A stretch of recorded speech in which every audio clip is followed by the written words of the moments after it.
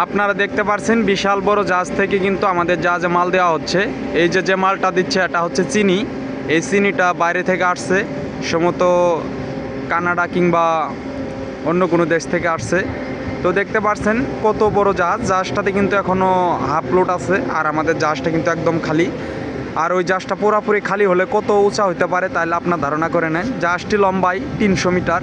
তো দেখতে পাচ্ছেন কত বড় জাহাজ। আপনাদের মাঝে কেমন লাগছে অবশ্যই জানাবেন। বর্তমান রয়েছে চট্টগ্রাম বন্দরে নোংর অবস্থানে। দেখছেন মাল দিয়ে কিন্তু গ্রাফটি চলে যাচ্ছে আবারও মাল নেওয়ার উদ্দেশ্যে। আবার এই পাশে যে গ্রাফটি দেখতেছেন চলতেছে, এই গ্রাফটা পাশের জাহাজে মাল দিচ্ছে, ওই পাশে আরেকটা জাহাজ ধরা আছে। সামনের গ্রাফটাও কিন্তু ব্যস্ত সময় পার করতেছে। এক কথায় এই জাহাজে 3টা গ্যাং আছে বর্তমান, 3টা গ্যাংয়ের মাধ্যমেই জাহাজটি দ্রুত আনলোড হচ্ছে। আপনাদের মাঝে কেমন লেগেছে অবশ্যই জানাবেন।